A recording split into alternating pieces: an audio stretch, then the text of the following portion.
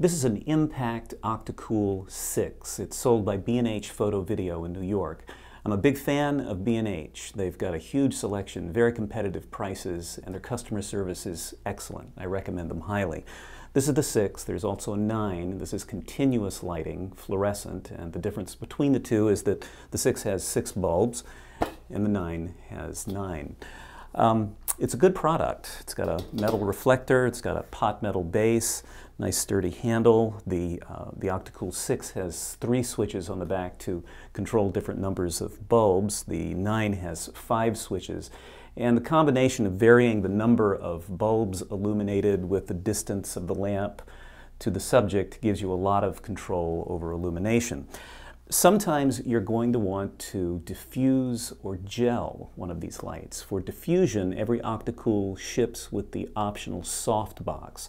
You take off the metal reflector, you put on the soft box, and as you know, soft boxes are great for diffusion. If, however, you want to diffuse or gel an Octacool with the reflector on, B&H sells another product. This is it. This is the diffuser sock. They come in different sizes. This is the 16-inch. It fits the 16-inch face of the Octacool reflector, and I'm going to show you how to put one of these on. The first thing you want to do is to angle the reflector so that it's horizontal. That gives you better access. You take the diffuser sock and you stretch it rim to rim across the face of the reflector so that you got a little drum here. And that diffuses your light very well. By the way, I don't know what these things are made out of, but they are indestructible. No matter how hot one of these things gets, and we're getting to how hot these things get, this stuff remains absolutely fine. Doesn't get brown, certainly doesn't burn through, so I'm going to just say they're indestructible. But I make no warranty to that effect. If you want to gel one of these, this is what B&H recommends. You begin with one diffuser sock. You add a gel. I've cut these circular so that they completely fill the space available. And then you take another diffuser sock and you make a diffuser sock light gel sandwich, just like that. And that's pretty cool. I think you might agree. And if that were the end of the story, I'd say elegant solution. I've saved $150. Well, no. When you consider that these diffuser socks cost $23 a piece for a total of $46 for this assembly, and you compare that to the hardware that would be necessary for a gel frame and the associated pieces and parts that would hold the gel and then connect the gel frame to your light stand, you'd be out about $150 for that. That hardware I would buy from some other companies, but that's about what it would cost. So $150 as compared to $46. You're saving about $100. So far, so good. The problem, however, is that when you enclose one of these lights and you've got all 6 or all 9 of those bulbs burning, those 35-watt fluorescent bulbs burning, it gets really, really hot. How hot? Well, at a recent shoot, it was about a half-hour shoot. We broke for 5 minutes. I came back, and the studio area was reeking. It smelled like an electrical fire. And the gelled light had gotten a lot dimmer. I turned off the electricity, touched, it was just super hot.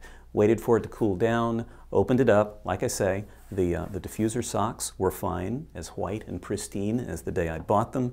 But on the inside, 2 of the fluorescent bulbs had developed black molten holes in the plastic bases. That's how hot it had gotten inside this fixture. 2 of the other bulbs had just gone dead. Total of 4 bulbs dead using this equipment in exactly the way B&H recommends. Now, interesting point. If you were to go to the B&H online catalog, which of course I did because I needed to replace 4 bulbs, you would find that the bulbs that are sold to replace the bulbs that come with this have an advisory in the catalog, and it says not for use in enclosed fixtures. Well, that's what we got here, folks. This is a very enclosed fixture that gets very hot.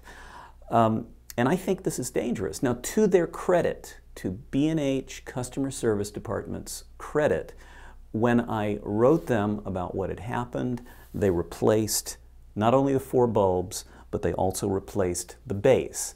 Because even though when I screwed working bulbs into the sockets where the bulbs had burned out and the working bulbs worked, indicating that the electricals were still intact, I didn't know really what had happened. I guess it's possible it was a short circuit, but I'm assuming this was a heat issue. Anyway, they replaced everything. Bravo B&H. But B&H, please, you've got to not be selling these diffuser socks for use in this way. So how do you diffuse light and gel light on an Octacool? Well, this is a sheet of what's called tough spun. T-O-U-G-H, spun, 2 words. It's a Roscoe product, 18 by 24 inch sheet. And all I do is lay this across the face of the reflector, and I pony clamp each edge.